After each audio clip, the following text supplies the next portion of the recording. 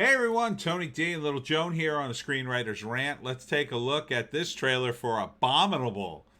It's a Yeti horror movie. Smash like and subscribe. Thank you for smash liking and subscribing. Please check out my books, Wokistan a Novel, and also The Pineys, books 1, 2, and 3 available in ebook, trade paperback, Kindle Unlimited on Amazon, as well as audiobooks coming soon. Also, The Webcomic Factory, celebrating 10 years of webcomics at thewebcomicfactory.com.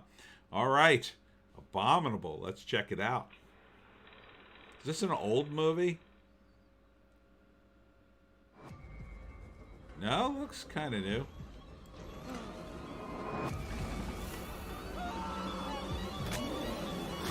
Oh, blood in the snow? No, no blood. Oh, it was a trailer before the trailer. Something is amongst us here in the mountains. It is far greater than we could have ever imagined. There's no signal coming in or out. This place is sitting in a dead zone. What the hell were they doing here? Don't come looking for us. There's something out here. Okay, this is looking to be low budget. Not to knock the actor who delivered that line, but that really needed more of a punch in my view. He needed to be a little more intense. He needed to be a little more like a guy who's in trouble. But you know, standard monster movie is looking like so far. This wasn't a random killing. This was a warning. There he is. He looks like the creature from Star Wars in Empire on Hoth that grabs Luke Skywalker, and then Luke has to, like, you know, Jedi Master his lightsaber into his hand. You're caught. It also looks like kind of like an albino gorilla suit the guy's wearing. Natural anomaly, a prehistoric gap. We're being followed. An abominable creature. Is the Yeti bulletproof? It's real. Come on! We don't know where this creature is or what it's doing here. I like the shot of the guy at the computer and the Yeti's coat up behind him.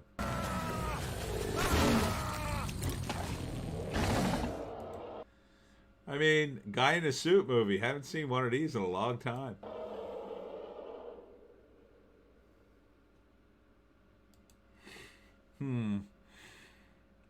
I mean, you know, look, it could be a decent low budget. I mean, to me, it's clearly a low budget movie. Guy in a suit. You know, it's. I think they probably. Well, you know, when I was shooting Zombie Country, which was a little internet show we used to do, one of my friends said to me, "Are you crazy shooting zombies in the daytime?" And I was like, "What? And then I did two things wrong. I was shooting zombies in the daytime, and I was shooting zombies in the summer, and I let the actors wear shorts. So the first thing that happened was, because it was so bright, they could see the makeup very clearly. And second, because it was summer, we had to do their legs and arms, you know, with makeup if they were going to wear short sleeves or shorts. So live and learn. But that's kind of why you shoot at night, or you shoot in not total darkness, but near darkness. So a guy in a suit like that can look more realistic because you can't totally see him.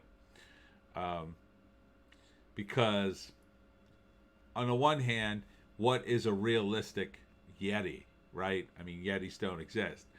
But, you know, you want the movements to look like they're flowing and not look stiff. I mean, for a guy in a suit, it doesn't look awful. You know, it looks relatively real, you know.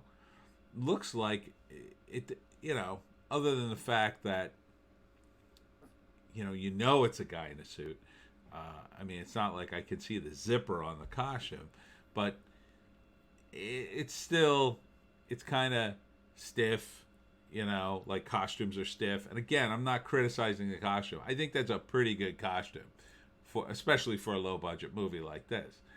But it's only gonna get you so much, So I think they probably made a mistake shooting it in the day, although they tried to cover it by having them, putting trees in the shot between, the camera and the Yeti.